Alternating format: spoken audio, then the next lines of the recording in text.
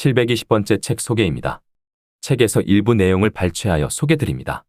책 제목, 남에게 보여주려고 인생을 낭비하지 마라. 저자, 쇼펜하우어. 출판일, 2023년 10월 30일. 상상빌더 요약. 혼자 살면 된다. 행복은 덜 불행하게 사는 것. 책 소개. 얄팍한 행복 대신 단단한 외로움을 선택하라. 니체, 톨스토이, 아인슈타인에게 영감을 준 쇼펜하우어의 삶과 지혜에 대한 격언. 나는 쇼펜하우어를 읽으며 여태껏 한 번도 몰랐던 강력한 기쁨을 만끽했다. 톨스토이. 쇼펜하우어는 모든 희망을 잃고도 진리를 추구한 유일한 인물이다. 니체. 이 책이 지금의 명성을 얻은 데는 분명한 이유가 있다. 우아하고 매우 실용적이다. 로버트 짐머. 철학자들의 철학자로 불리는 쇼펜하우어에게는 늘 비관론자, 비평가, 아웃사이더 등의 꼬리표가 따라다녔다. 하지만 그는 누구보다 인간적인 시선으로 삶의 진리를 추구하던 사람이었다. 1851년 출간된 이 책에서 그는 냉소적이지만 누구보다 현실적인 행복의 의미를 풀어냈고 200년이 지난 지금까지 많은 사람에게 읽히며 살면서 한 번은 꼭 읽어야 할 철학의 고전으로 평가받고 있다. 저자 소개. 저자, 쇼펜하우어, 철학자. 독일의 철학자이자 사상가로 1788년 유럽의 항구 도시인 단치히에서 부유한 상인의 아들로 태어났다. 실존 철학은 물론 프로이트와 융의 심리학에 지대한 영향을 끼친 19세기 서양 철학계의 상징적인 인물이다.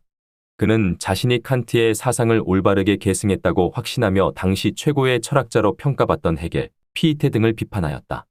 흔히 염세주의자로 알려졌지만 인간 삶의 비극적 면면을 탐구한 사상가이며 그의 철학은 근대 철학가들에도 큰 영향을 미쳤다. 그 외에도 바그너, 톨스토이, 아인슈타인 등이 그의 철학에 큰 영향을 받았으며 니체 역시 21세 때 쇼펜하우어에 빠져들었다고 알려져 있다. 서양에서 최초로 서양 철학과 동양 철학의 유사성을 연구한 철학자이자 무신론자인 그의 수많은 말들은 어록이 되어 여러 사상가들에게 지대한 영향을 끼쳤다. 1809년 독일 괴팅겐 대학에 입학하여 자연과학과 철학을 전공하다가 1811년 베를린 대학으로 옮긴 쇼펜하우어는 1813년 여름 루돌슈타트에서 박사학위 논문을 완성하여 예나 대학에서 철학 박사 학위를 받았다. 쇼펜하우어의 사상은 독창적이었으며 니체를 거쳐 생애 철학, 실존 철학, 인간학 등에 영향을 미쳤다. 말년에는 집필한 책들을 마무리하는 일로 시간을 보냈으며 1860년 9월 21일 72세의 나이로 프랑크푸르트에서 생을 마감했다. 주요 저서로는 의지와 표상으로서의 세계, 소품과 부록, 자연에서의 의지에 관하여 등이 있다. 책에서 얻은 내용. 인간은 이미 행복의 자질을 가지고 태어났습니다. 행복해지려 할수록 불행해지는 이유에 대해서 누구나 행복을 추구해야 한다는 행복론은 논쟁이 필요 없는 당연한 명제처럼 여겨진다.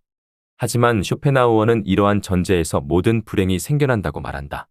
그는 행복은 꿈일 뿐 고통은 현실이다. 라고 말하며 행복하게 산다의 본래 의미는 덜 불행하게 즉 참고 견디며 살아가는 것이라는 인생의 지혜를 이 책을 통해 전한다. 누구나 행복의 자질을 타고났지만 소유물이나 외면에 따른 행복만을 좇느라 불행해지고 있다는 사실을 알지 못한다.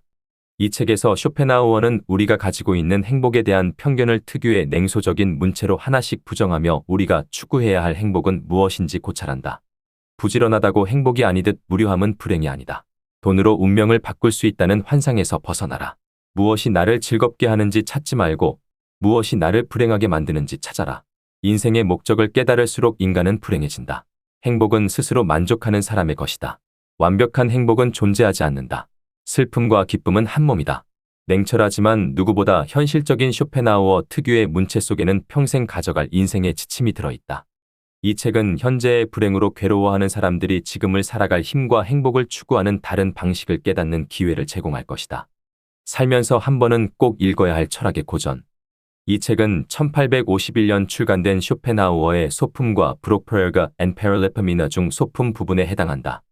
독자들 사이에서 인기가 높았던 소품은 독일어로 삶의 지혜에 대한 격언 Aphorismen zur Lebensweisheit으로 번역되어 따로 출간되기도 했는데 행복한 삶에 대한 그만의 유쾌한 문체와 언어가 돋보이는 책이다. 지금까지 쇼펜하우어의 작품 중 이렇게 폭넓은 독자층을 확보하고 전문가들의 높은 평가를 받은 책은 그동안 없었다. 그리고 이러한 명성에는 분명한 이유가 있다. 다소 어렵고 딱딱했던 전작과 달리 이 책은 자신이 가지고 있는 행복에 대한 철학과 함께 역사 속의 철학자, 작품 등의 인용을 풍부하게 넣어 읽는 재미를 더했다. 200년에 가까운 세월에도 무색하게 현대의 독자들에게도 깨달음과 재미를 선사하는 이 책은 불멸의 고전이라 평가받을 만하다. 독일어 원전을 최대한 살린 이 책은 지적 교양을 쌓는 동시에 현대인에게 부족하다고 언급되는 철학적 사고의 부재를 극복하는 데 도움을 줄 것이다. 모든 인간은 자신의 이해 정도와 인식의 한계 내에서만 세상을 바라볼 뿐이다. 라는 책 속의 문구처럼 이 책을 읽고 난 후 세상을 바라보는 척도가 완전히 바뀌는 것을 경험하길 바란다. 나는 삶의 지혜가 전적으로 인간의 의식에 내재한 개념이라고 생각한다.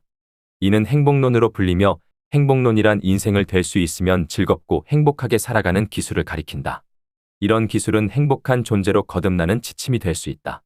다만 이 사실을 순수하고 객관적으로 생각해보면 여기서는 주관적 판단이 중요하므로 오히려 냉정하고 노련한 성찰을 통해 비존재 존재의 부정영역주가 되느니 행복한 인생을 사는 편이 훨씬 더 낫다고 정의할 수 있다.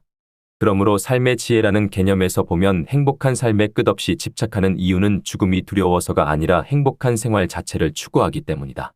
부잣집에서 태어난 많은 사람이 엄청난 유산을 허무할 정도로 순식간에 속수무책으로 탕진해버리는 원인은 빈곤하고 공허한 정신에서 비롯된 권태 때문이다. 부자로 태어났지만 내면이 가난하면 외부에서 뭐든 받아들여 내면의 부를 외적인 부로 대신하려고 하는데 그 노력은 부질없다. 이는 마치 노인이 소녀의 기력을 빌려 젊어지려는 노력과 비슷하다. 이렇게 결국 가난한 내면이 외적인 가난으로 이어진다.